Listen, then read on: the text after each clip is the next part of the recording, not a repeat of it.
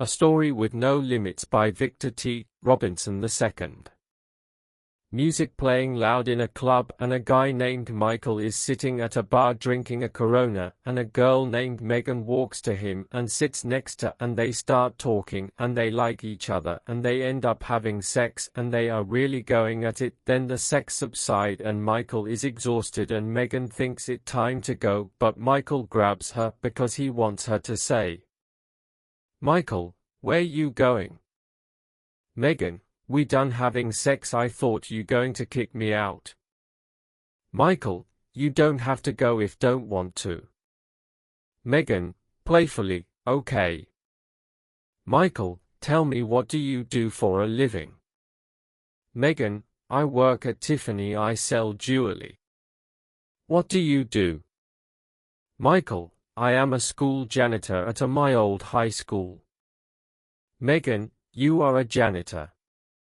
Michael, "Yeah." Megan, "You don't dress like janitor."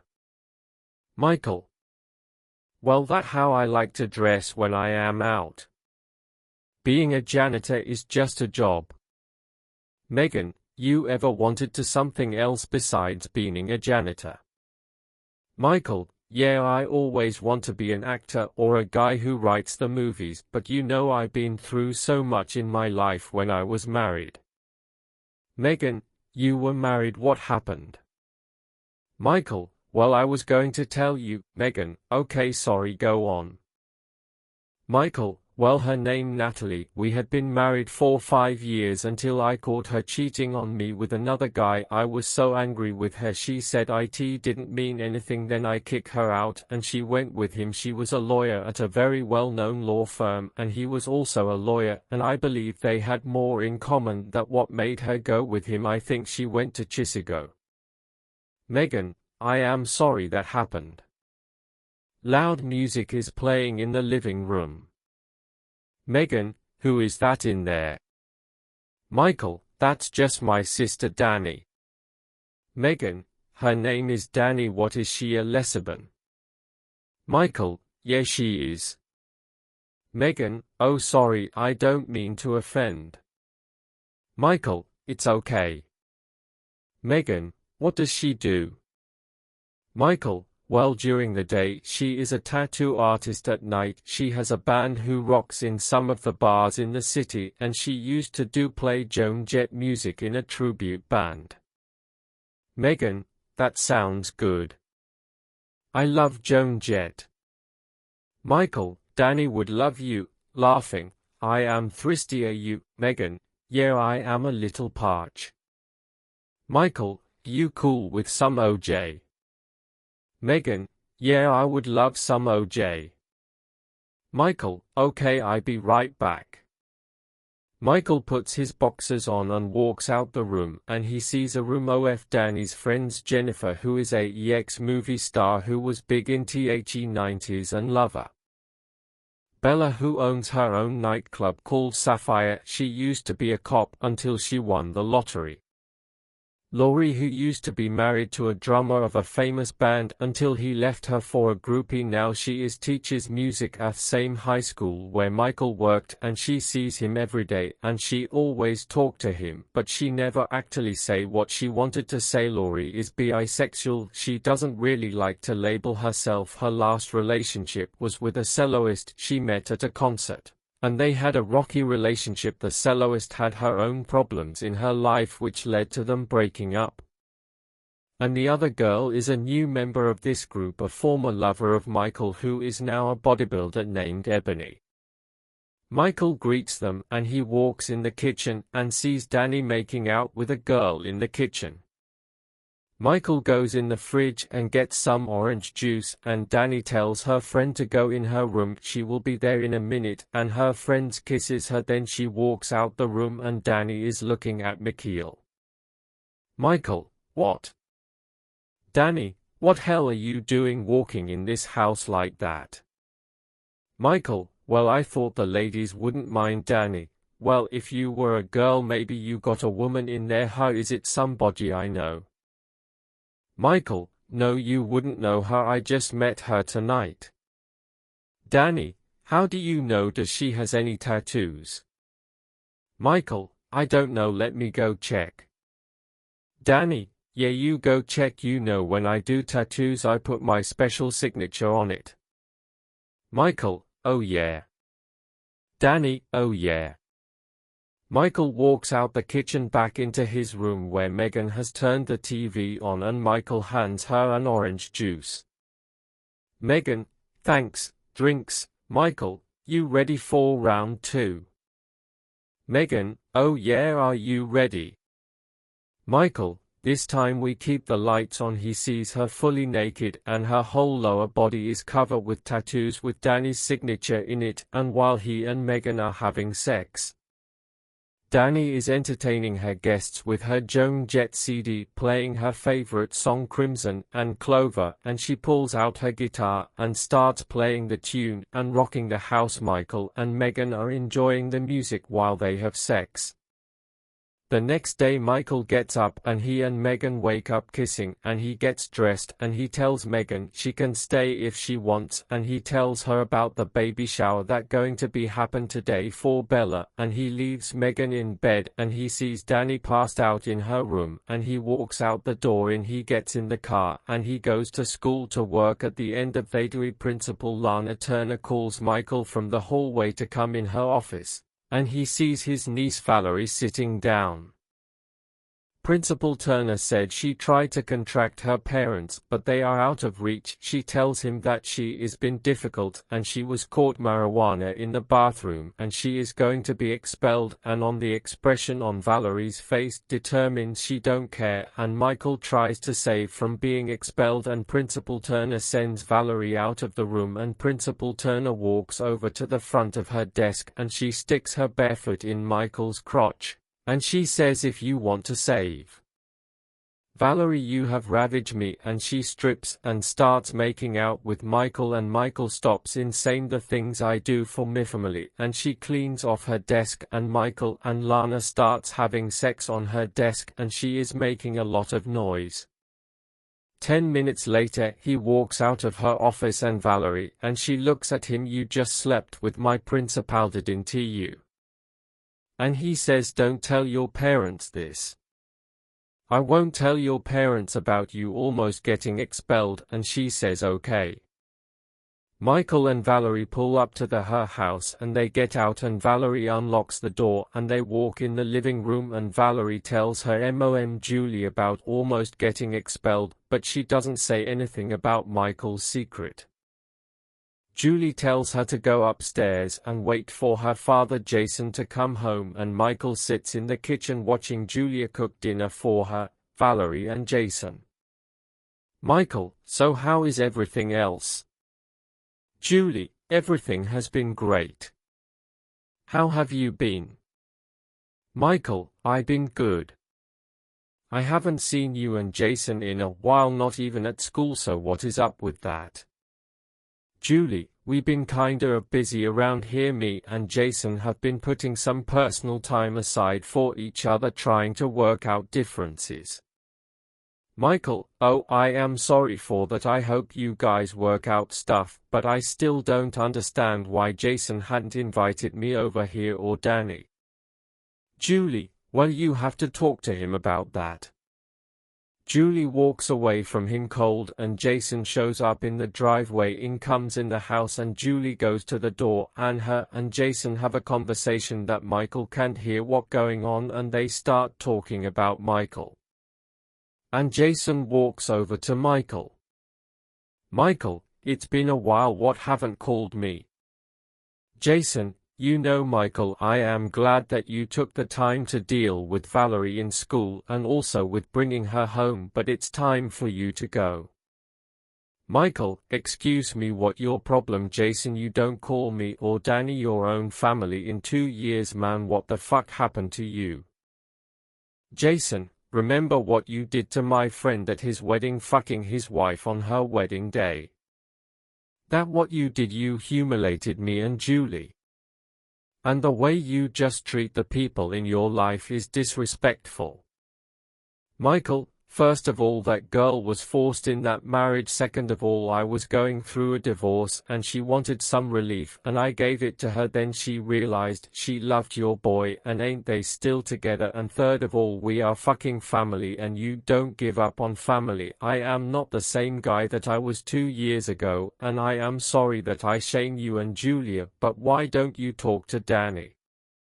Jason, Danny is exactly like you. The people she attracts, they are damaged souls. She and you are so much alike. You and her, you live reckless, you don't care about anything, you fuck strange girls with fuck up problems. I don't want you and Danny in my family's life. 2 years me and Julie have found something to make us happy, something that is pure. You and Danny are unpure and unclean.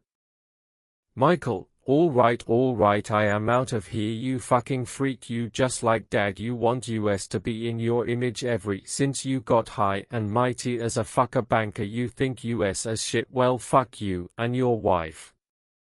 But, points upstairs, if that girl upstairs need me for anything, I will be there for her, and I see now why she rebels against you. If you ever do what dad did to us big brother, then I will it my mission to really show you how bad I can be. Micheal pushes his Jason against the wall and walks away and gets in the car. Jason looks at his wife and he goes upstairs to see Valarie, and he walks away and goes back downstairs to see Julie. Julie, why did you say all those to your brother? Jason, because I couldn't think of reason to get him out of here. Julie, come on, you could have done better. It sounded like you got religious. Jason, he wanted to know about I haven't seen him or Danny in 2 years. What could I say to him without telling the real deal reason? Julie, I told him we were having problems. Jason, that far from it. Julie, so what are we doing tonight? Julie, the same thing we do every night. Julie walks up to Jason and kiss him. Micheal is blasting some music in his car and he is driving. Megan is fully dressed and she walks in the living room where Danny is setting up for the baby shower. Danny recognizes Megan. Danny, hi Megan. I did your work. Megan, yeah, it's got a lot of reviews. Danny, it was my greatest masterpiece. Megan, your brother is a great guy. Danny, he is the best guy I know. Megan, I can't believe his wife would cheat on him. Danny, yeah. So are you going to be seeing him again? Megan, it was good last night, but I am not looking for anything serious right now. I am just looking to have fun, that's all. Danny, nothing wrong with that. I haven't seen your tattoo in a while. Can I get another look at my masterpiece? Danny takes Megan in her room and they get undressed and then they started having sex on her bed, very sensual and passionate, hot and heavy, and the doorbell rings. It's Danny's friends and the guest of honor Bella and Megan, and Danny gets up and answers the door and they come in. They are on the couch and they give out presents to each other. Megan stays for a while, then she leaves her number for Danny or Micheal, it doesn't matter to her. Danny's friend Lilith from last night that she was making out with shows up with her older lover Tina, another person that Micheal slept with in the past. They all have presents for Bella, who is happy to surrounded by people she loves, and she asked Danny where is Micheal and she says he will be here later. Danny's friends loves Micheal like their own brother, and also Laura kinda wants to see him. Micheal shows up at his buddy Riley's law firm office and he walks in and sees the receptionist who he slept with one time, but he still talks to her from time to time. Micheal, hi Vicky, how it's going? Vicky, it's going good, starts crying. Micheal, what's wrong Vicky? Vicky, it's my boyfriend, he is so stupid. Micheal, how come? Vicky, I told him that I didn't want to have sex until I get married. I didn't want to do that with him because I really love him and I want us to have something special, you know what I mean, Mike. Michael, yes I do. Vicky, I wish you and I could have been together, but you said you didn't want to marry again after your wife left you, and I respect that. And what you and I had together was great, and you talked to me and listened. That what is so good about you. I wish he could be more like you instead being all about sex all the time. Michael, well, that guy is a dick. He shouldn't be worried about sex all the time. It's fun, yes, but it's really better when you have someone that love you for you, and that sex is powerful. I had it and I lost it, and I meet women all the time. I love to listen and talk. When you get me, you get full package. Your guy treats you good. Vicky, yeah, he does. Michael, well, you need to try a little seduction to motivate him, to show him what he will get if he marries you. Vicky, like what? Michael, well, if you married, you don't need condoms because you married soon. You might want kids. Do you want kids? Vicky, I do, and he does too. Michael, okay, next. Sex is unlimited. You have somebody at home already. You don't have to search for anyone to sleep with. You already have someone. And you don't have to go to clubs. You just stay home and have fun. Vicky, that sounds good. Riley walks in the office and sees Michael talking to Vicky and tells Vicky get back to work and takes Michael to his office, and Riley sits in his lazy boy and Michael sits down. Riley, why the hell do you keep flirting with Vicky? Michael, it's not flirting at all. I just like talking to her. Riley, so what going on with you? Michael, I just came from seeing Jason. Riley, how is it? Michael, he is a fucking dick. Riley, how so? Michael, he says he doesn't want me and Danny around Valarie because we are unclean and unpure. We are reckless with our lives, and I told him to go fuck himself and I walked out. Riley, Jason isn't us. Okay, moving on. I think that I found a way to make you some money. A friend of mine in the movie business wants to buy your story. Michael, what? Riley, I had dinner with my client and a few of his friends. One of them happens to be Gil Willows, who a major player in the movie industry, who wants you to tell your story about. Michael, about what, Riley? Riley, about you and your family living in the Murray house. Michael, how the fuck did you get that in a conversation? Riley, well, the guy is looking for a good horror movie for next summer, big blockbuster. Maybe you will tell it to him and they make a movie out it. Michael, well, I always wanted to be in the movie industry. Riley, that is great. Michael, but you tell this guy I want to write this story myself, okay?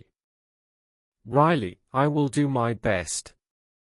If you go to Hollywood, you are going need an agent who is better than a guy that been with you since the 5th grade. Michael, if I make it that far, yeah, you can be my agent. Riley, fucking awesome. I am going to call this guy and set up a meeting. And Barbara Bing, you been in like Flint. Okay. Michael, I am going to leave now, so bye. Riley, see you later. Enjoy the baby shower. Michael shows up the baby shower with a present for Bella, and she receives it and she is happy. Jennifer is drinking some wine and her Laurie are laughing in the kitchen. Laurie walks up Michael. Michael, hi Laurie. Laurie, biting her lips, hi Mikey, you look good. Oh my god, I am sorry, I just get nervous sometimes. I don't know how to act around certain people. Who would you like to go out for a drink? Just a little drinkapoo. Michael, yeah, we can go for a drink. Sure, we can go to Sapphire. Laurie, I was thinking somewhere else. Michael, okay. Jennifer is looking in on kinda jealous, and then she goes into the living room and puts her arm around Bella and kisses her. Laurie and Michael go out for a drink at a bar and grill. Laurie orders some hot wings and Michael orders the same with some beer, and they have a eating contest with each other. Valarie is at home all alone on her computer talking to her boyfriend while Julie and Jason are out in a dark techno club, and they are walking in dresses in leather clothing, and they are looking around the room full of people and loud music. Julie walks up to a guy and she flirts with him and she kisses him in the club while Jason watches, and then he goes in, finds him eyeing woman who looks very drunk, and he starts sniffing her scent. He loves what she wearing. Then he takes in the restroom and they starts having sex. Julie slips this guy something in his drink and he drinks it. Jason, while he having sex with this drunk girl, he injects her with something and she feels it right away and she is knocked out. Now the woman wakes up in a room tied down to a bed in a dark room. Then the lights come on and Julie comes in the room dressed in a white robe. The woman looks over to her left and sees a man tied down with duct tape. Now Jason comes in the room still dressed his leather pants. He comes in the room with a sledgehammer, but he keep concealed. The man wakes up and starts rip the duct tape off himself. And he sees a knife on the table and he charges Jason, and Jason hits the man in the head with the sledgehammer and the man falls to his knees. Jason, you didn't think it was going to be that easy, didn't you? Jason slams the sledgehammer to the man's head, breaking his skull. Julie walks over to the man and licks his face and his injuries, and she starts sucking his brains out, and the woman starts screaming muffled under the duct tape, and Julie walks over to the woman and she rips the tape off her mouth. The woman, what the fuck is wrong with you people? Julie, I just love to hear when a woman screams, touching the woman's body. So pure, so clean, I love your scent. My husband was killing people for a long time. It was a long-kept secret he had to kill to keep the voices in his head happy. His brother and sister was the only ones. We escaped the Murray house untouched by the evil in that house. The woman screams. Don't know why they were untouched, but the voices really want him to kill them, and I am guessing, how did I get involved in this? I thought he was cheating on me, so I followed him and I watched him kill a man, and I was turned on. I went back home and I told him, know about your little secret, and I am with you and I want to be part of it. And once that happened 2 years ago, and that when the fun really begins. He gets the pleasure of killing and I take the pleasure of blood. Julie takes a bite of the woman's breast and she takes off the robe and get on top of the woman and grab the knife, and she stabs the woman to death, and she is screaming until she dead, and Julie is covered in her blood and she starts to slurps the blood off the woman's dead body while Jason looks agile and smiling, and she wants him to join him, and Jason walks over to her and he kisses her bloody lips. Michael returns to an empty house with Laurie and they go in the kitchen and they start talking. Laurie, I had a good time with you. Michael, that was what I was thinking too. Laurie, I do like you, but I am having an affair with somebody. Michael, wow. Girl or guy? Laurie, girl. Michael, well, she having fun and you having fun, everybody having fun. Laurie, what, you are cool this. Well, I really wanted to date Regluer with you, but this someone else got me when I down, and she was too. I had always had a little thing for you, but I never had the courage to come to you, but I thought today was perfect to ask you out, and I couldn't believe you said yes. But life too short to wait, and right now I want what I've been hearing about from all the girls that you slept with. I want that. Michael, you want me to sleep with you? Laurie, yes, because I want what happens after the sex. Michael chuckles, you want some after sex conversation? Laurie, yes, I want that, and they say you are one hell of a listener when you have sex. Michael, okay, are you sure you want to do this? Laurie, yeah, I do. Laurie and Michael walks his room and she kisses him and she is dominating him in the bedroom and she swings her hair back and forth.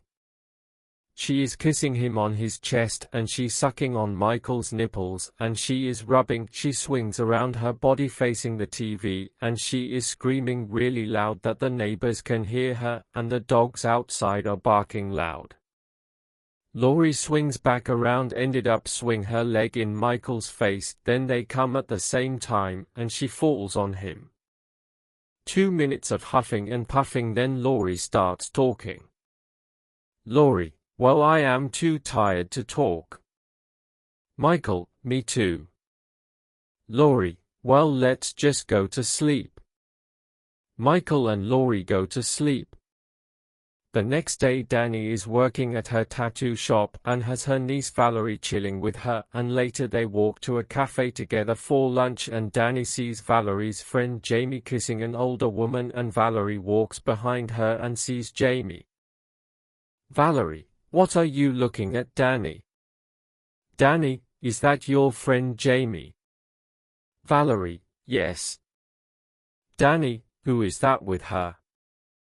Valarie doesn't answer. Who is that, Valarie? Valarie: that my English teacher, Ms. Carlson. Danny: isn't, she's 16. Valarie: yes. Danny: that's not right at all. Valarie: don't tell. Danny: she is in the wrong, Valarie. Danny goes running towards Ms. Carlson and she surprises her. Danny: what the fuck are you doing with that girl? Ms. Carlson: this is none of your business. Danny: I am making my business. Come on, Jamie, you are coming me. Jamie: I am good. Danny: you are not. My mother Daphne is my friend, so fuck off. Danny: if you don't come with me now I will call the police. Daphne: maybe you should go with her, I will call you later. Daphne get in her car and Jamie walks away from Danny and Valarie is upset and Danny don't like this situation and she calls Michael on the phone to meet her at the cafe.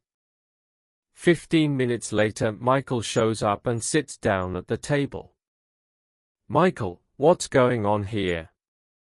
Danny: Valarie has been hiding a secret about Jamie. Jamie has been having a sexual relationship with a teacher. Michael: what the hell, Valarie, why would you keep this a secret?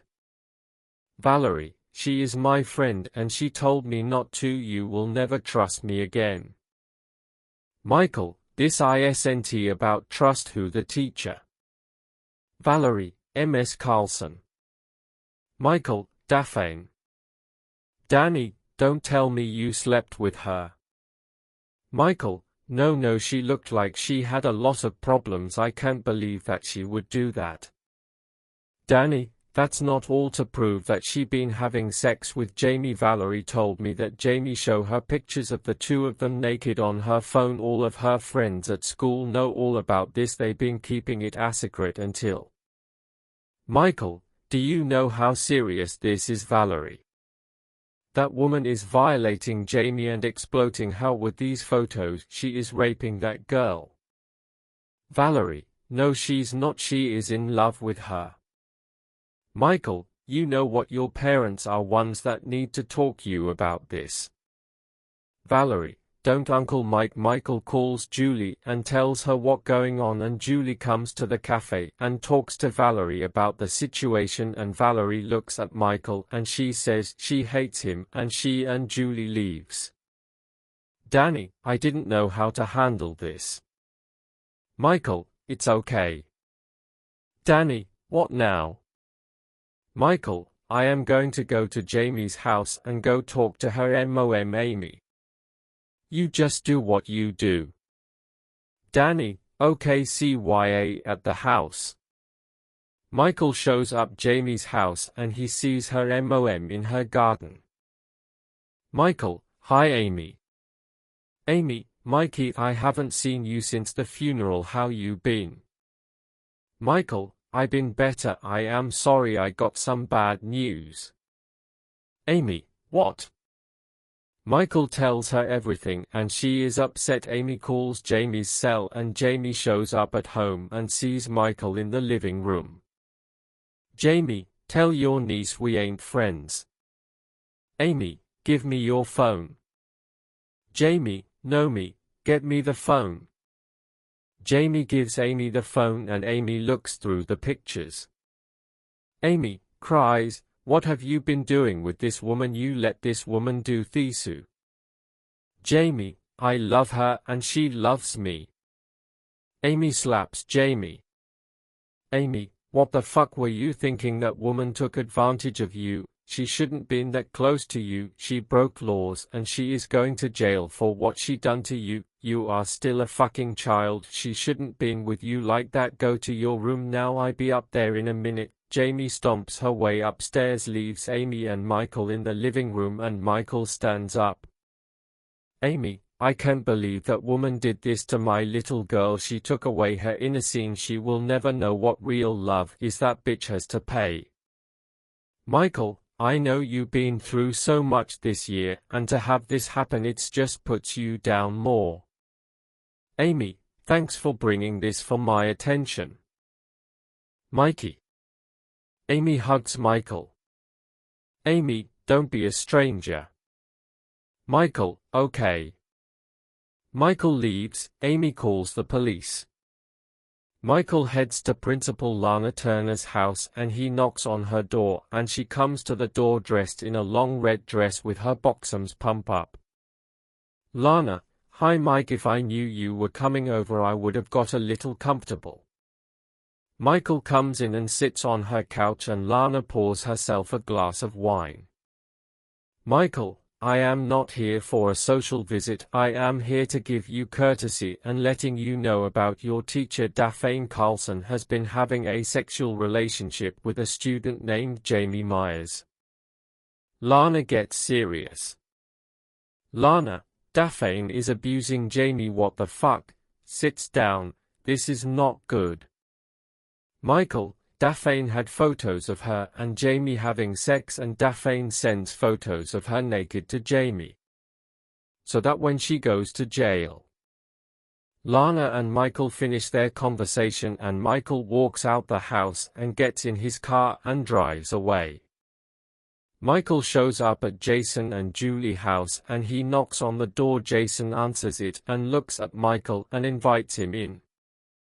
Michael, "Before you get your panties in a bunch, I am not here to see you. I am here to see Valarie." Jason, Valarie and Julie are downtown with the police. "Would you like a beer?"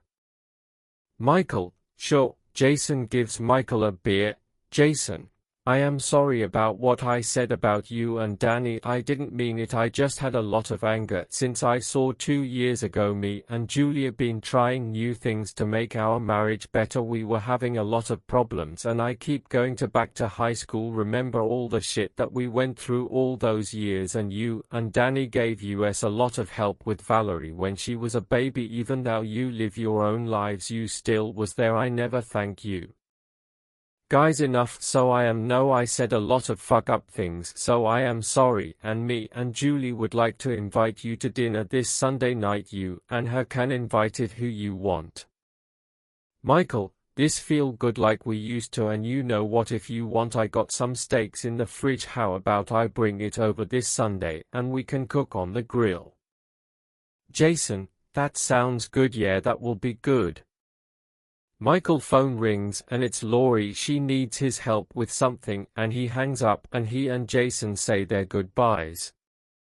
Michael gets to Laurie's house and he remembers what she said on the phone where the key is, and he finds it and he goes in the house and loud music playing, and Michael calls out to Laurie and he goes upstairs and he sees Laurie wearing a strap-on attached to Jennifer, who is handcuffed to the bed naked, and Laurie is nude also, and Michael is wondering why he is here and Laurie turns to him.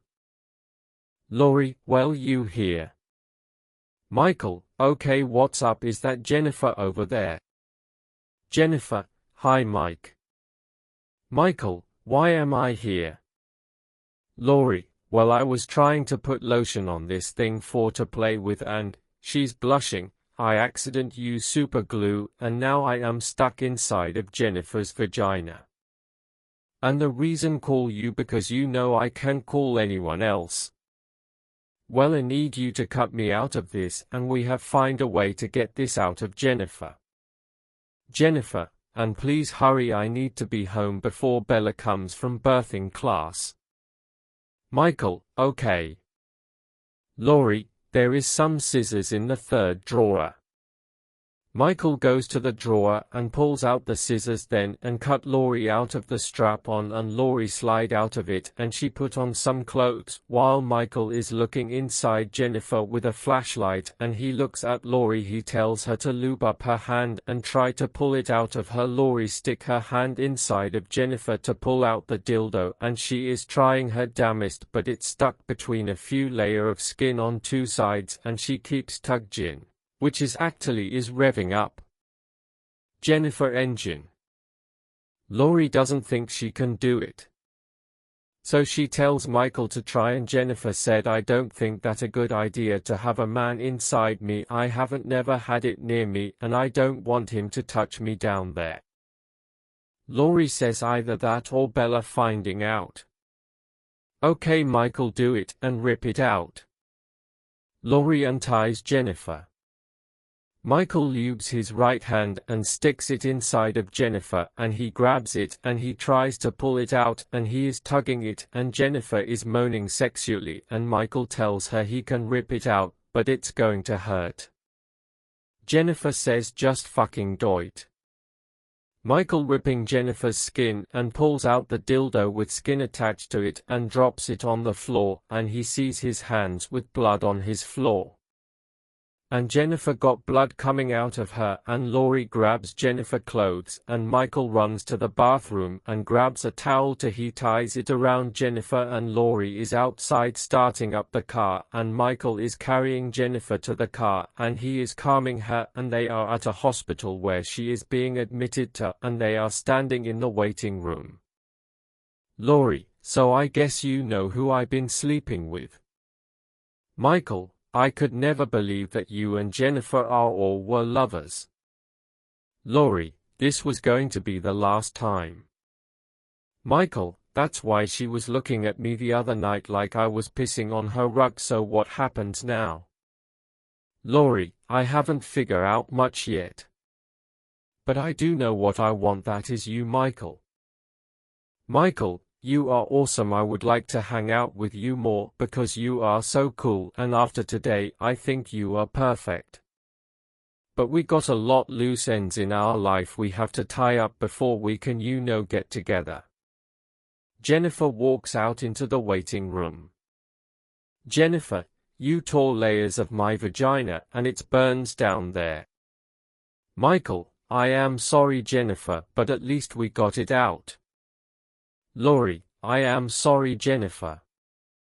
Jennifer, well, this was a sign for my selfishness of cheating on Bella. What I am supposed to say to her about this? Laurie, I don't know what to say. Micheal, tell her you were pleasuring yourself with a dildo and you accidentally use superglue instead lubricant and this happened. Jennifer, yeah, that could work. Bella shows up and Jennifer are talking, and Laurie and Micheal walks away, and Laurie gives Micheal a ride back to his car, and Laurie says, give me some time to tie up the loose ends we have and then we can try to be together, and he says that would be cool, and he stops and he asked Laurie do she wants to come to dinner with him to his brother's house, and she says yes. Micheal sees Laurie walks in her house, and he gets in the car and pulls out his cell phone, and he has a missed call from Riley, and listen to the message. Riley, hey Mikey, we got a meeting with Gil at a restaurant tomorrow at 1. After my case is over today I will come pick you up, dress sharp. Micheal, this has been a long fucking day. Micheal drives off and he goes to the Sapphire, and he walks in the club and he sees Danny on stage banging her guitar and singing on stage. He sees Megan in the club hanging out with Guy, and Micheal pour himself a drink, and Danny is done with her set and she walks over to the bar where Micheal is. Danny, where have you been at tonight? Micheal, all around the city. Danny, How was Amy when she found out?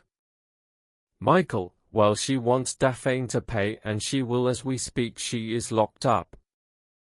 Danny, she gets what she deserves. Moving on that depressing subject. I see Megan is here tonight. Aren't you going to say something to her? Micheal, nah, she isn't what I am looking for. Danny, well, I got to be honest. I slept with her too. Micheal, when? Danny, after you left the day of the baby shower.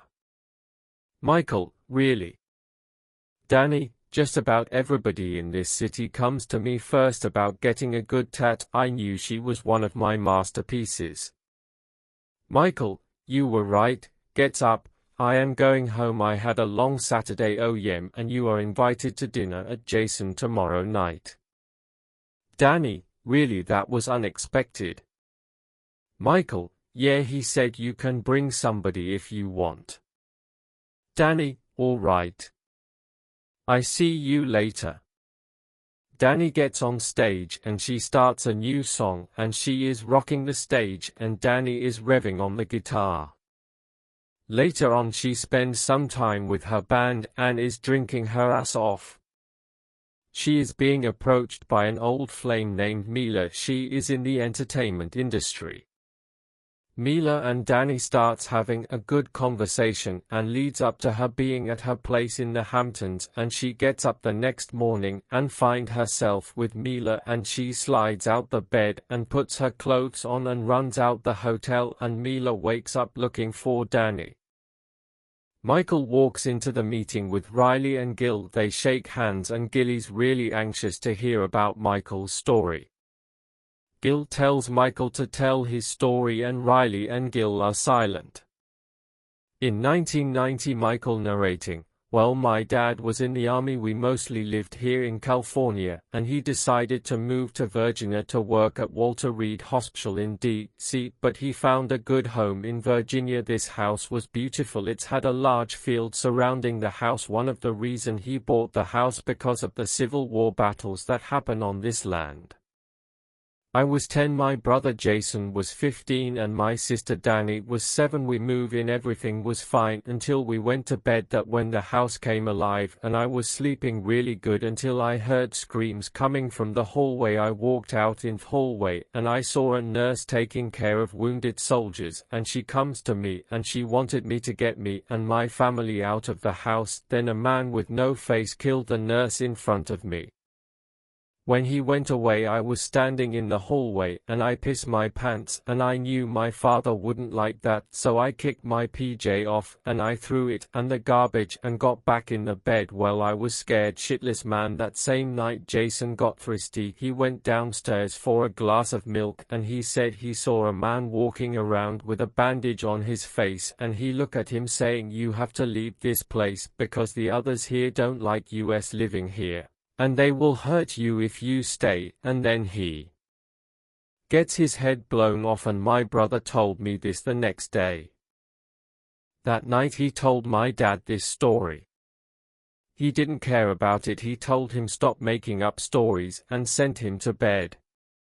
A lot of noise came out from the outside like bombs and screaming. It sounded like war. My dad and my mom slept through it. I watched over Danny all night long to make sure she was safe. I woke up that next day tired, didn't get any sleep. The next day my father worked the shit out of me.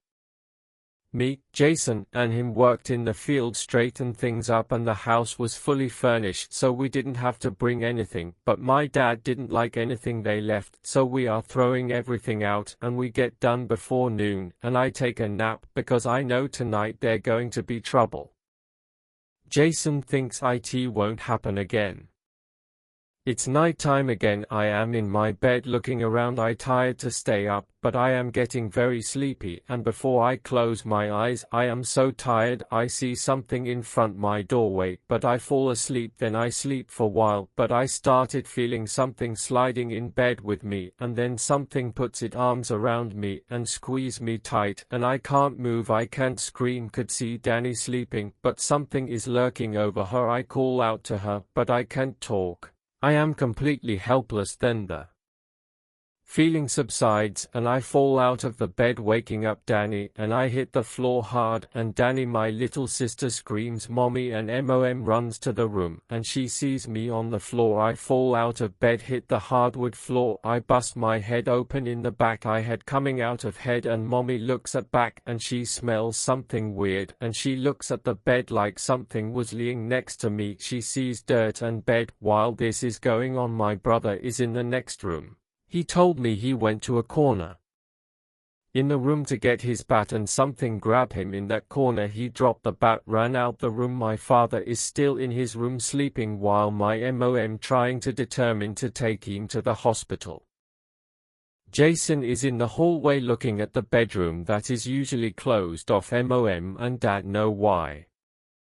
Jason calls my mom to the hallway and she is bringing me with a sheet wrapped around my head, and we see that room open and we are hearing banging coming out of the room and we cannot see what going on, and mom slowly walks towards that door and turns on the light. We sees a whole room drenched in blood. You know that movie Hellraiser 2 with woman came out of the bed all bloody. This room looked like her, and a woman with red fucking eyes staring back at us. And she has an axe in her hand and she comes towards us and she closes the door, and mom takes me, Jason and Danny out the house, leaving my father there. We got that car and we left that house that night.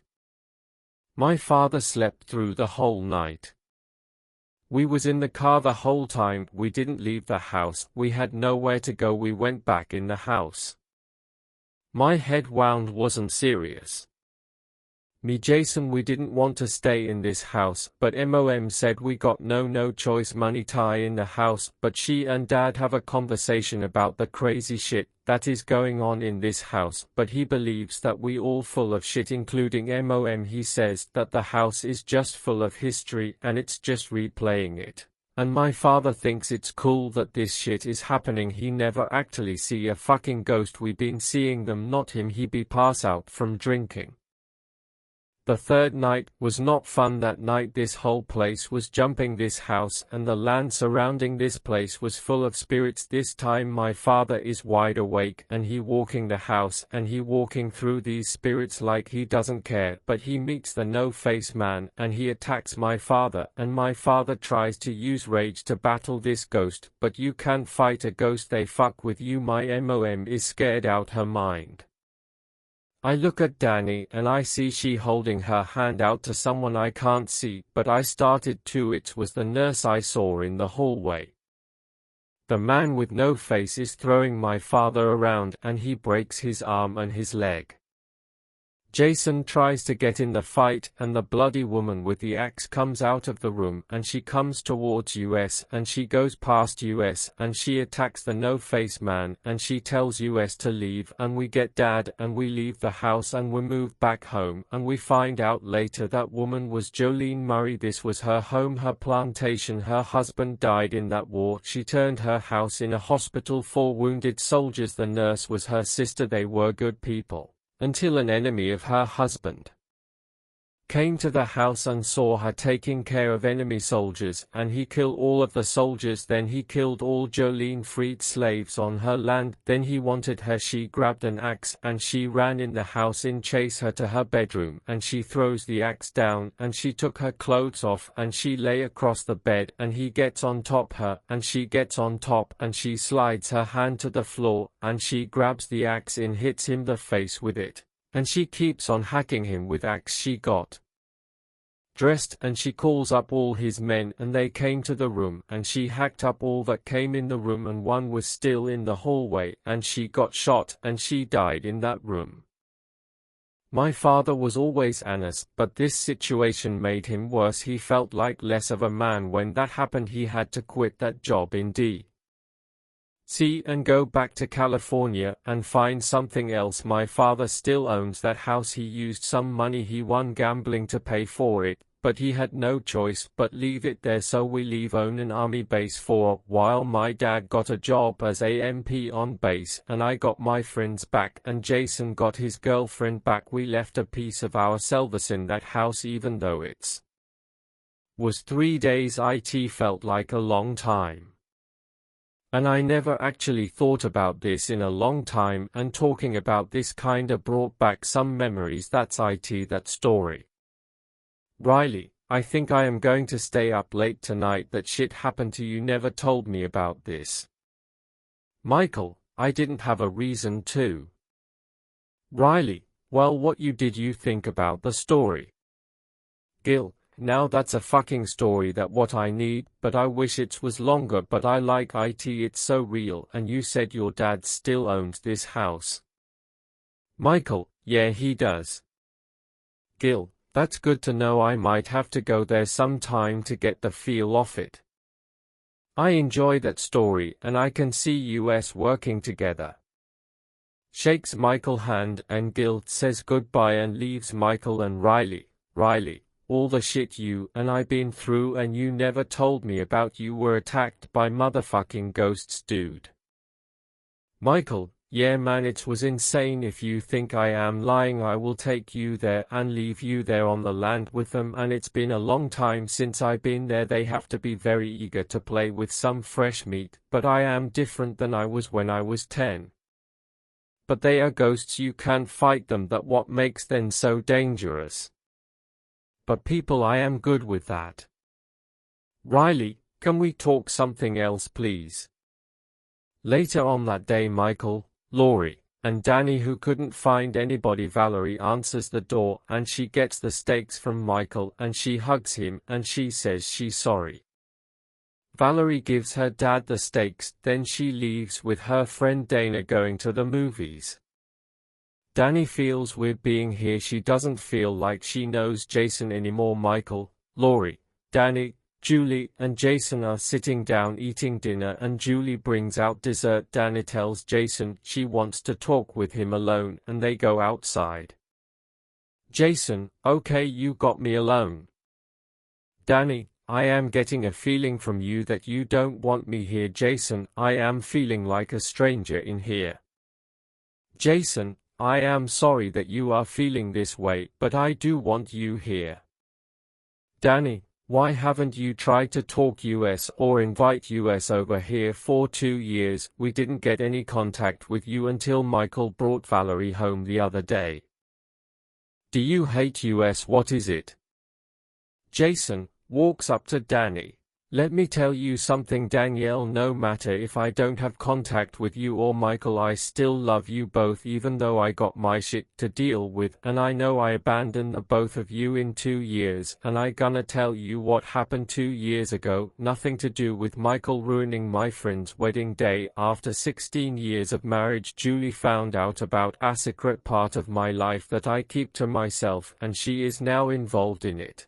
And we've been exploring it together, and it is wonderful experience for the both of us, and I guess we enjoy it so much that we forgot all about you guys, even forgot about Valarie, but I promise I won't forget again. I am so sorry, Danielle, that you feel like a stranger. I am not like Dad, who also didn't approve my relationship with Julie because she is black, and he neglect Valarie because she is a mixed child. I am glad that you guys accept us. I am not going to leave this family. I love you, Danielle. Danny, I love you, brother. They hug each other. They walk back in the room. Laurie just told a joke and Julie is laughing. Jason and Danny sit down. Micheal looks at Danny and looks back at Laurie talking to Julie. Julie, okay, so Laurie, how you been dating Mike? Laurie, we only had the one date, but we have so much unfinished business with other people in our lives, so we got to deal with that first, then we can try to date again. Tell me about you and Jason. How long you been married? Julie, me and Jason, we've been married for 16 years. We got married while we were in college, but we knew each other in high school. One day, when Jason couldn't stand his father abused ways and racist comments against me, so he left home, spend the money he was going use it to buy his dream car, but he wanted a place to live that night when he left his father, and he came to my house and asked me to come live me, and he had the balls to ask my father's permission, and my father declined. But I was so moved I decided I am going to live with him, no rules but ones we make. It's the 90s, oh I miss it, the best time of my life. Then Valarie was born, she was so small, she didn't cry a lot like some babies, only when she need be fed or she needed be changed. I sang to her every night. Damn, that was some good memories. Now she is growing up into a woman who is so different than the baby she was. So Micheal, when are you going to settle down? Micheal, well, you know that I had the wife, but before we could get started on making babies she cheated, but I think I am in the mood of looking for the right woman. Drinks. Julie, what about you, Danny? Have you found your special someone? Danny, no, I am not looking right now, but if I meet someone and she happens to make me feels good, then maybe I will try to commit to a relationship, but the dating pool out there isn't good as it used to be, all the good ones are taken. Jason, this was a good dinner, thanks for the steaks. Micheal, it was good. Micheal, you are welcome. By the way, I got some news that might bring me some really good money. Laurie, what is it?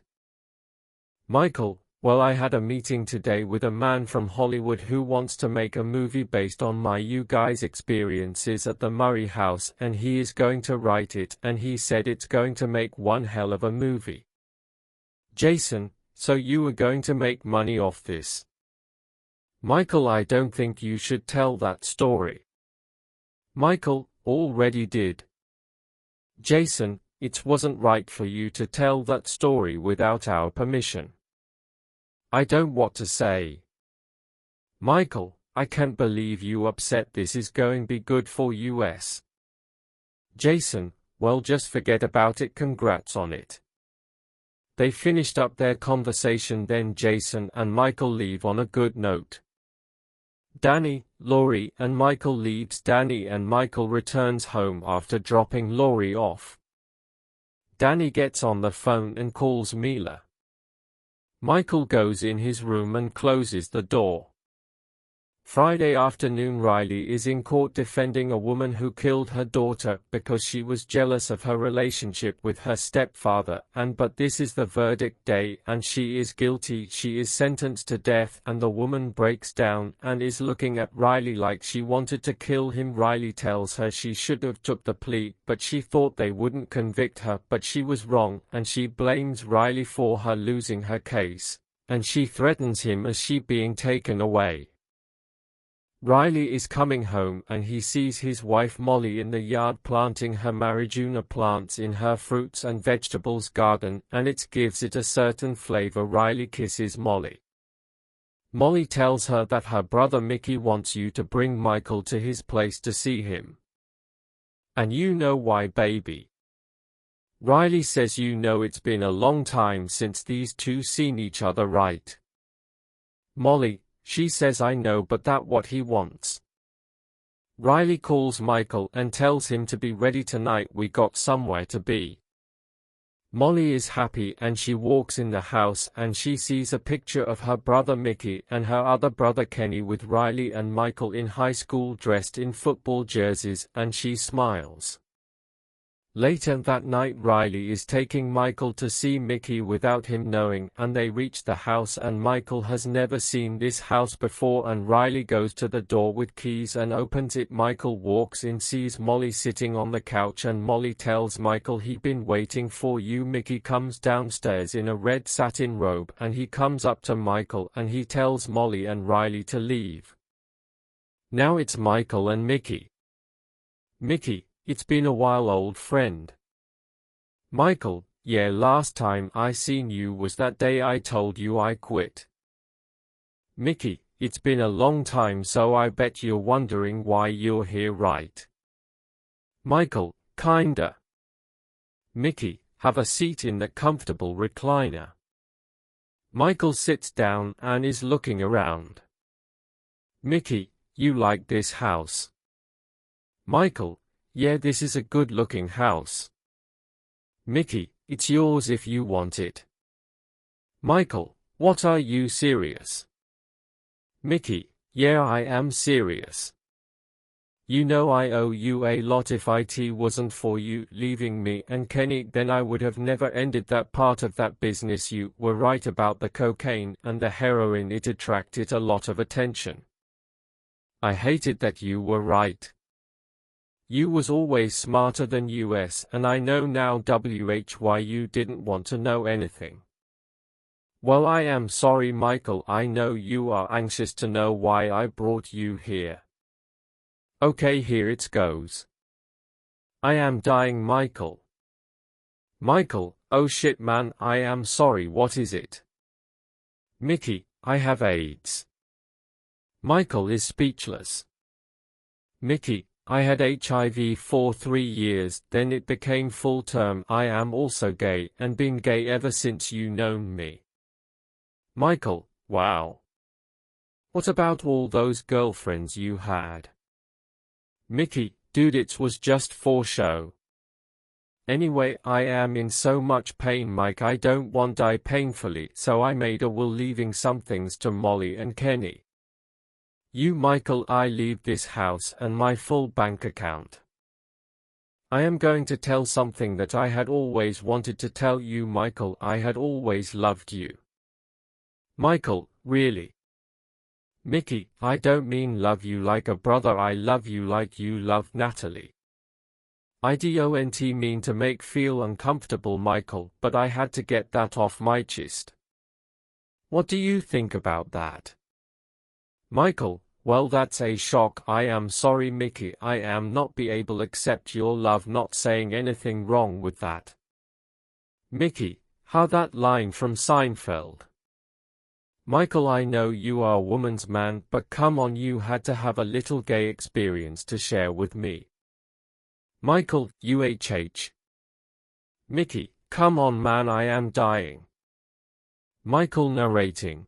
Okay, I got one for you. 2 years after Natalie left me, I went to this party that Molly and Riley were throwing. I met this girl named Carrie. She was very beautiful. We went back to her place. We fooled around, then we had slide in the bed and we started to have sex, and I sucked on her tits. Then I was going to go down her, and then she has a dick, but it stopped there and she realized that I am not gay. And I had a little moment. I was so horny in that moment that I told her I am not sucking you off, but I would very much still like to fuck you, and she looked a little glad I didn't run away. I slept with him, and I even talked to him a little bit, and she kept trying to get to blow her. I wasn't interested. I got dressed and I left. There you go. Mickey, you know you fucked a guy, right? I was asking for a little something. You gave me the I fucked the tranny story. Dude, you might as well fucked me. Michael, okay, can we talk about something else? Mickey, since we broke the ice, so how was it fucking a guy? And it's gay when you know it's a guy. We ain't going move on until you say you fuck a guy. Michael, okay, you know what, I fucked that guy. Really, I thought she was a woman. She had big breasts, nice lips, long real hair, and she was very interesting to me, and I liked her, but when she had a dick I would have been honest to leave that she male like that, so I fuck her, and it was good, so fuck you, Mickey. Mickey, alright, I want to kill me. Michael, what, dude, you just confuse me. Did you just say you want me to kill you? Mickey, there is a plan of how to do this, Mike. I want you to inject that in my arm. It's some kind of medical treatment to stop the pain, but I want you to inject the whole thing in me because I can't take this anymore. Michael, I pick you because you the one I want to do this. Molly know, and Riley knows. I need you to help me die before it get worse, please, Michael. Michael, yeah, I kill you. Mickey, thanks. Michael walks to Mickey and injects him with the med, and Mickey is smiling. Mickey, I remember the best moment of our lives, man. That last game of the year we played, man. We were down by 1 touchdown and we had 2 minutes to go, and the coach thought we were loose, and all of me, Riley and Kenny, we thought we was going to lose, but we went out there knowing we were going to lose, but we went out there and they fumbled that ball and we got that ball back, and when I snapped that line, I throw that ball down that line to Cole, he went all the way, and we talked all those motherfuckers. And Cole got the touchdown. The coach couldn't believe that we won that game. We didn't win that many games, but that victory was the best, beating that rival, and that night was awesome. You had your girlfriend Lana. I thought you and her made a good couple. Her parents threw one hell of a party for us winning that game. I missed that. We could have had more of those, man, but it looked like it wasn't in the cards. Mickey gets weak and he goes to a sleep state and he dies. Michael calls 911. Then hours later, the police and the ambulance have gone, leaving Michael in his empty house. Michael calls Danny and tells her about this place, and she comes, and she is walking around this house, and he wants to get this place to her, and she loves it, but she said Mickey gave this place to you, so you keep it. Danny said she would be comfortable with taking this place, and Michael says, I guess I am moving out then. Michael doesn't have to move anything because this house has everything he need. He goes and look in the garage and he see it with 2 expensive cars. 2 days later, he enjoying himself with a party in the honor of Mickey. Kenny shows up with 2 girls on his shoulder and he dressed like a hippie. Kenny spends a little time talking to Michael, then he goes to Danny and tries to hit on her, and he knows she's gay, but he wants her, and she denies him. Kenny says a few words about his brother, then Mickey's lover Eric shows up to say a few words about Mickey. Laurie shows to tell Michael and they go outside. Michael, did you finally get your loose ends all tied up? Laurie, I met a girl last night and I really connected with her, and her name is Maria, and she is just my type, and I know you, and I had plans, but I really want to see how far this can go. Michael, I understand. Laurie, thanks, kisses Michael and she walks away. Michael grabs a bottle of tequila and goes in the living room and he starts partying. Jennifer and Bella shows up at the party and Danny is dancing with Mila, who Michael is surprised to see, and Ebony shows up with a sexy-looking girl who is also a bodybuilder. Michael sitting on the couch and he looks at the bottle and he thinks of something and he puts the bottle down and he leaves the house and he gets in his car and drives away. Jason is sleeping in bed and Julie sneaks out and she gets in the car dressed in a silk black dress and she goes to the Sapphire and she is there for about an hour and she looking around trying to find someone for the night, and Megan is in the club trying to find a one-night stand and she sees Julie and she goes over and introduce herself and Julie bring her home and she tell her about her husband, and Megan wants to have fun and she brings Megan upstairs.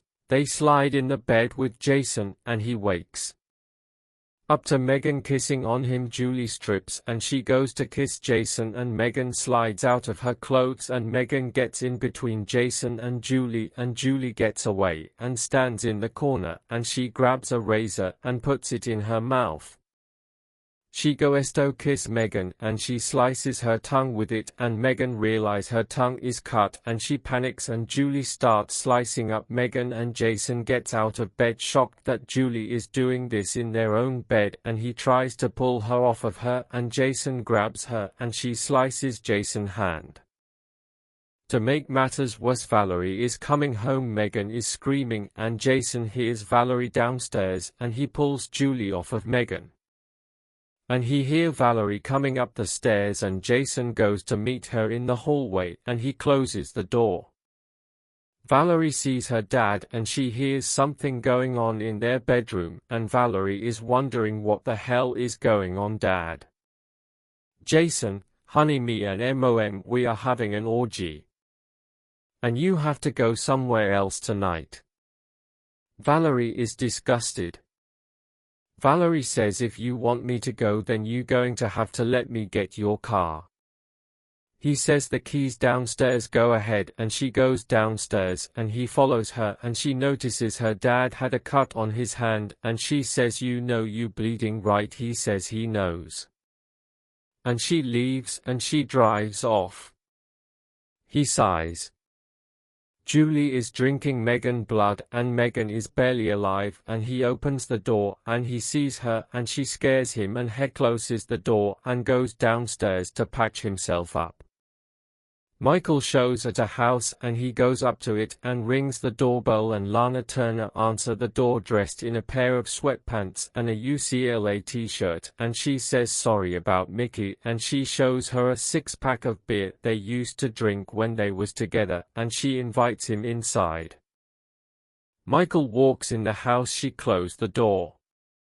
Lana and Micheal is sitting down on the couch. Lana: so what brings you over here tonight? Micheal: I was throwing a party in the memory of Mickey, but I thought of something he told me before he died, and he told me you and me made a good couple. Lana: yeah, we did. My parents love you. It was perfect, Mikey, until the end of our senior year when I chose to go to UCLA. Then you and I had a big fight that I regret. Then we had that last night at that party, you and I lost our virginity and that was the best moment of my life and I thought it was yours too. Micheal: it was. Lana: you know, if you would have came to see me before I left I would have stayed, but you didn't come, so I left. Micheal: I didn't think that you would have wanted to see me. I thought you said all you wanted to say that night. Lana: I didn't know what to say. I didn't really say what I wanted. Micheal: same with me, but with what I know now I wish I could go back to that moment and say something else. Lana: you know, when I came back home and then I had an interview to be a teacher and I took it, then I wanted to be principal and I heard that you were a janitor at our old school. I told the superintendent that I wanted to principal of that school and I really was glad when I got that job to see you every day with the possibility to get you back. And that day when I seduced you, that day it wasn't a blackmail situation. I just wanted you. I was never going to expel Valarie. I would have probably suspend her, but anyway, the big question is tonight is what are you doing here, Mikey? Micheal: well, I was here to ask you if you would like to go on a date. Lana: really? Really, you want to go on a date? Micheal: yeah, I would like to. Lana: I am your boss, it wouldn't be right. Micheal: I quit. I got a lot of fucking money and I don't need this fucking job, but what I do is just a little satisfaction because I just can't get no satisfaction. Oh sorry Lana, I just had that in head all day, but I do want to start dating you. Micheal and Lana are talking all night. It's 8:35 when they started talking until 11:45. They are having sex in her bed. It's very sensual, like something you see on Cinemax after dark.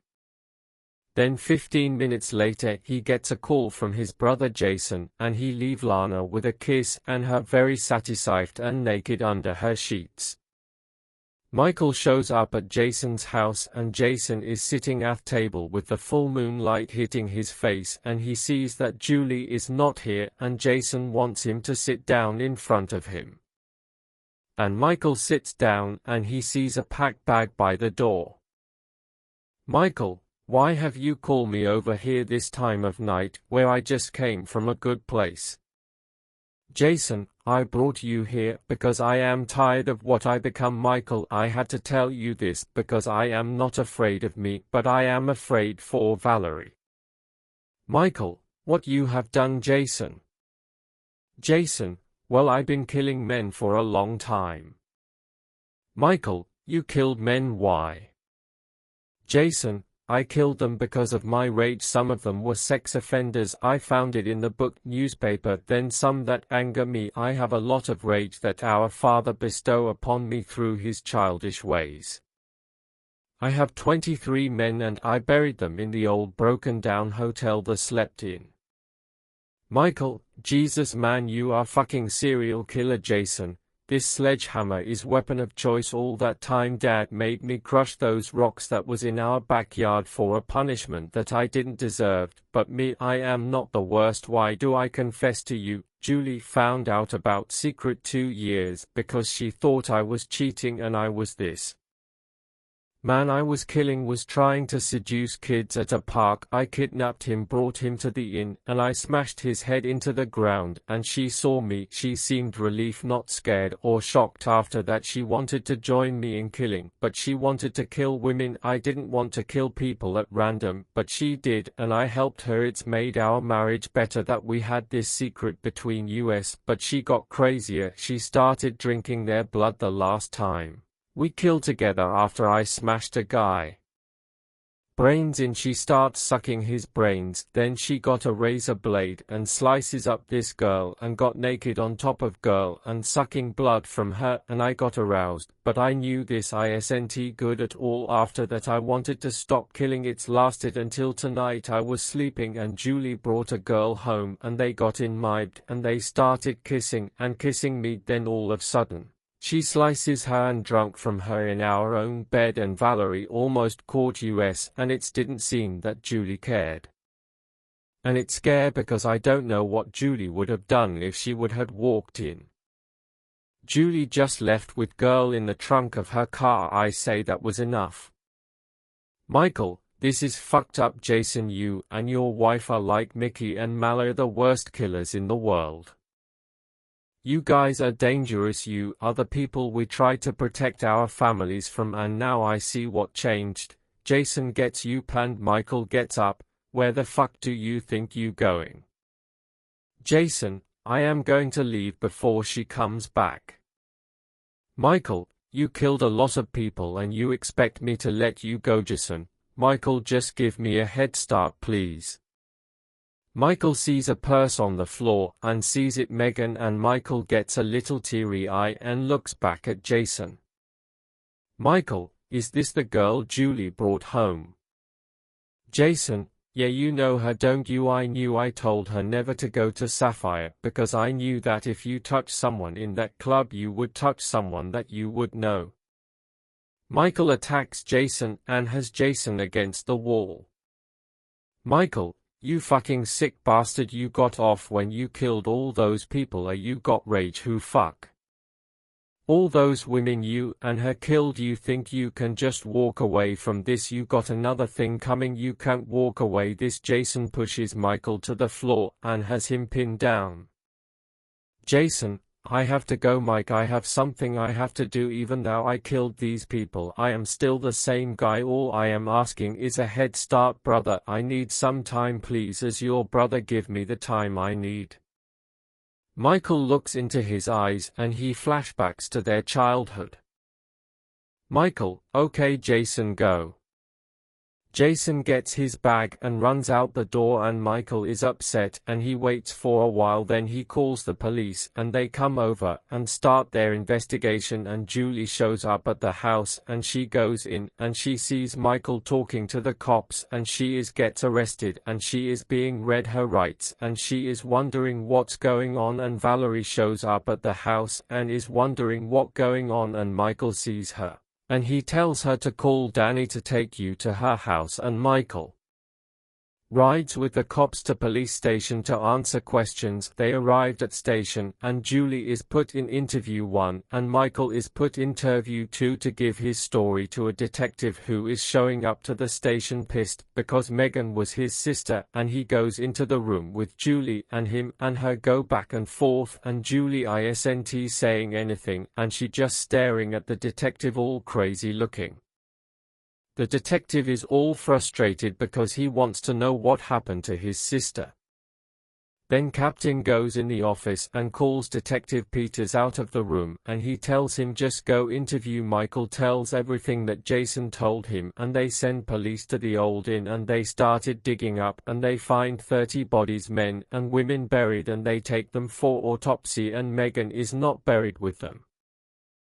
Michael has been at the police station all night and Detective Peters is grilling Julie about the whereabouts of Megan, and she starts bragging about all the people she and Jason killed, and she starts talking about the taste of Megan's blood, which she is enjoy, and she tells him that Megan's body is gone, she burned it beyond recogination in a furnace, and Detective Peters grabs Julie and he starts punching her in the face and she bites his arm. And the officers are coming in the room and she rips Detective Peters' skin off his arm with her teeth, and the officers shoot her with a taser and she swallows his skin.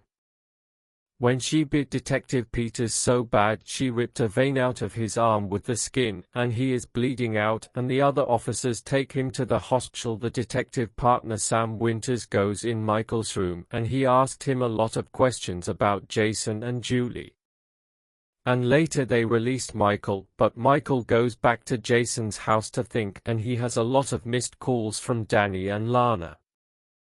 Jason shows up at the Murray house at the dark of night and comes inside, and he turns flashlight on and he sees that his father came here to live after he left their mother, because he sees a stack of papers with his father writing, and he sees a journal and he reads through it and he has pictures of Jason and Julie wedding.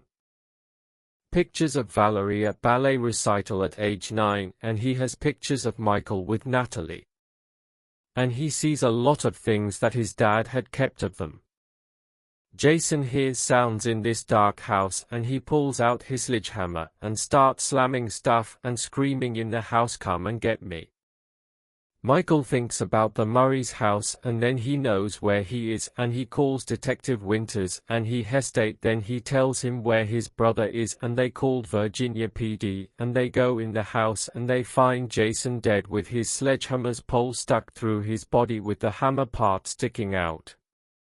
And Virginia PD is baffled by this and they take down the body and they called SFPD and tell them that he is dead, and Michael finds out and he goes to Danny's house and he goes in and he tells Valarie and Danny everything, and they break down and they all cry, and it's very intense for Danny because you felt like she just started to get him back in her life, and now to lose him, it's unbearable.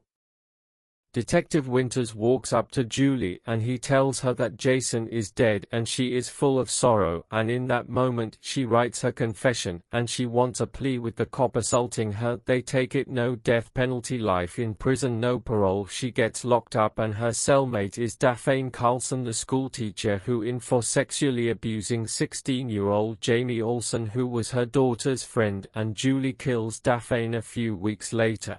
It was writing up as a suicide. Valarie did visit her MOMBUO, she didn't recognize her anymore and she felt nothing, and Valarie never visits her again. Valarie graduates high school and she plans on going to UCLA to study about the paranormal or maybe science, which Michael is going to pay for. For years later, Michael is married to Lana. They've been married for 2 years. Riley and Molly had a baby girl named London. Danny and Mila have a good relationship and she wants to marry Danny. Valarie is in college interning with people who studying the supernatural, and she is also working on her teaching degree. Julie is enjoying prison while she has a gang of women under her control, and she gets what wants, and she loves to mess with the fresh meat that comes to the prison, and she still gets her taste of blood by showing her true colors with her fellow inmates, and she has a rival, a big man type lesbian named East, who gets that named, who have the East Block under her control, and Julie owns no terrority, just some women who befriends her, because they were all abused by East, who also supplies the guards with information sometimes to make herself better. Julie is stronger than she used to be. She been working out in the yard. Now it's nighttime. Julie is locked up with her bunkmate Pauline, who is in for killing her daughter, jealous of her stepfather. But what the court didn't know is her daughter was having a relationship with her stepfather, and she wanted to kill the stepfather, but her daughter stepped in front of the gunshot, and Pauline is in sorrow for killing her daughter. She has nightmare of that moment every night. Valarie is waking up to a bright morning light, with her roommate best friend and who is majoring in journalism. They are making their way to tow class, and Valarie is in Psychology 101 learning, and she is very interested in the subject, and she sees her boyfriend Bruce, who is a med student. He walks through the room, and he kisses and sits in the empty seat above her. The class is over. She and Bruce walks out the room talking about hanging out this weekend. But she got plans with her friends at the Murray house. 6 hours later, Valarie is getting ready for the trip to Virginia. Danny and Micheal are going with her to the house, but they don't tell Micheal, but they can't if he wanted to. He is on his late honeymoon with Lana. Lana and Micheal are enjoying Cancun, walking on the beach, also enjoying the life on the island. 3 days later, Valarie, Danny, Micheal, Bruce, and some so-called paranormal junkies, Liam with a tattoo of a dragon on his neck, and Sammy who is dressed like Luke Skywalker, and they showed up at the house, and they walk in, and Liam and Sammy knocks out Danny and Bruce. Micheal and Valarie tries to run, but they get surprised by a masked woman who maces Micheal in the face and then sucker punch Valarie. Minutes later, the masked woman takes off her mask. It appears to be Jamie, the girl that had a relationship with her teacher, who wants revenge for being alienated as a rape victim and for Valarie's mother killing Daphne. Valarie wakes up and sees Jamie standing in front of her smiling, and Danny awakes and she looks at Micheal, who been blinded by mace. Liam and Sammy are messing with an OGO board while waiting on Jamie demands. Jamie tells Valarie about how her life turned out because of her, and that she blames her and her family, including her mother, for killing Daphne. Danny is getting loose, and she is talking to Micheal, trying to calm her down while Jamie is focused on Valarie. Then she looks at Bruce, and she thanks him for telling her about Valarie's plans. It seems Bruce cheated on Valarie with Jamie. He met her off campus. Bruce has been frustrated because Valarie didn't want to have sex with him, so Jamie was spying on them, and she approached him one night and she slept with him, and ever since then, and Valarie is betrayed by Bruce, and Jamie unties Bruce, and Bruce looks at Jamie and he says he is sorry, and Jamie uses a sledgehammer and slams it into Bruce and it knocks him to the floor, and she smiles looking at Valarie and she says, "I see why your father loved killing guys with a sledgehammer, it has a hell of a grip." And she slams it down on Bruce's skull, crush it. His blood leaks through the house, awaking it. And then they started hearing howling coming from around the house. And the ghost of Jolene Murray comes to warn everyone in the house, and her nurse's sister Willa notices Danny, and they recognize her, and they disappeared, and the door busts open with a gust of wind, then it slams shut.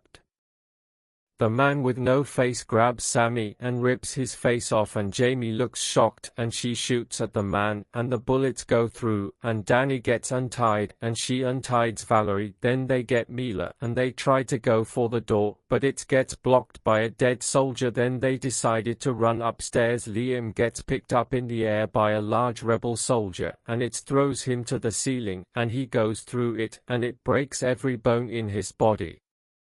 Jamie runs upstairs and she sees Valarie, Micheal, and Danny at the end of the hallway, and she shoots at them, and Danny spears her in the hallway and they are fighting. Danny gets her head slammed on the floor and Jamie gets up and goes to kill Valarie and Micheal. Valarie tries to close the door, but it has no lock, and Jamie comes at them and she knocks down Valarie, and Valarie digs her fingernails in her face, and Micheal attacks Jamie from behind. Micheal and Jamie is fighting and Micheal can barely see, and Danny wakes up with blood coming from her head, and she sees the man with no face coming up the stairs, and Danny runs. Micheal is punching Jamie in the face and Jamie dodges one of her punch, grabs her throat, and they go out in the hallway, and Jamie let go of Micheal's throat and she sees Danny coming toward her, and she hits Jamie in the head and throws her in Jolene's old room where she killed the man with no face, and the door closed by itself. The man with no face shows up and grabs Mila and ripped her face off and then snaps her neck, and then he grabs Danny by the throat, and Valarie shows in the hallway and she hitting him with everything and it goes through him, and Valarie feels helpless and Danny is losing conscious, and out of nowhere a sledgehammer shows up and slams into the man with no face, and he turns around. It's Jason who tells them to get out. And he and the man are fighting it out. Danny is screaming about Mila and Valarie grabs her and they run out through the ghosts, and the door is open for them and they run out and jumped in the car and drives away. Jason is beating the hell out the man with no face, and he notices Danny and Valarie are gone, and Jolene grabs Jason and tells him to stop. The man with no face disappears. The police shows up to the house and they can tell some shit went down here, and they found bodies in the house, and they search the house and they go in Jolene's room and they found Jolene sitting on the floor with blood on her shirt. Danny and Valarie was the ones who called the police and they blamed the murders on her, and the sledgehammer had her fingerprints on it. The blood on her shirt belonged to Bruce and Sammy, and the cops put the history together. She pleaded to the death of Bruce, then she blamed everything else on ghosts, and she was called insane, and she is now in a psychiatric hospital in Virginia because the crimes were committed there. Micheal and Lana return from their honeymoon 3 days later then Danny tells them what they went through. Micheal is relieved that they are okay and are disappointed that they would have put themselves in that position. And he hugs them. Valarie plans on seeing her mother at the jail. Julie is attending shower and East walks in the shower. Look to even the score with Julie, and she pulls out a shiver and she attacks Julie, but Julie is waiting on her and Julie's girls, and the shower all grabs East and Julie uses her shiver and stabs East in the neck, and Julie jumps on East and Julie bites East and starts sucking the blood out of her, and East throws Julie off of her and she is bleeding, but she has a lot of fight in her. And she is beating up Julie like she is a man. East's posse shows up and fights Julie's girls in the shower. Naked flesh vs naked flesh. East got Julie pinned down and East grabs the shiver off the wet floor and stabs Julie to death, and then stabs the shiver in her head, and she gets up and Pauline sees Julie's dead and she sees East walking away, and the guards are coming to the shower room, and Pauline grabs the shiver and stabs East in the same area Julie stabs her in and completely uses the shiver and slices open her throat, and Pauline puts the shiver in Julie's hand, and the guards and the warden shows up in the room, and they can tell that East and Julie killed each other, and later on, since Julie and East are dead, since Pauline knew Julie and she killed East, they think that Pauline would be a good leader in the prison, and a few months later Pauline come up with a way to break of prison, which she goes all the way to Texas. Then she ends up in Mexico, where she later serving time for drug possession, and she's sent to Capicodia. Meanwhile, Valarie finds out about Julie's death. She is sad, thinking about the earlier years of her life. Riley and Molly enjoying hanging out with Lana and Micheal. It's like old times. Danny is back to her old ways with meeting women and having one-night stands all the time with Valarie as a roommate who is not interested in paranormal anymore. She wants to be involved with her next favorite thing, cooking, and she loves music, and she becomes a part of Danny's band. Jennifer and Bella are divorced now. Bella found out about Jennifer's cheating and Bella leaves her to be by herself. While Jennifer has a relationship with Laurie, which was supposed to end the unfinished business, but it's just show them how close they were to each other. Bella didn't want to lose the club to Jennifer, so she sold it to Micheal, who gave it to Danny to keep, and Danny is doing all right. Micheal pulls out the family album and he looking at the pictures of his family, while Danny's Valarie, Riley, Molly, Lana, and Bella show up for Sunday dinner, and Micheal feels good his life is at this moment, and he goes to the table and looks at Iverion, and he sees Bella looking at Riley and Molly, and she flirting with them both, and Lana tells Micheal she is pregnant. And Micheal smiles. The end.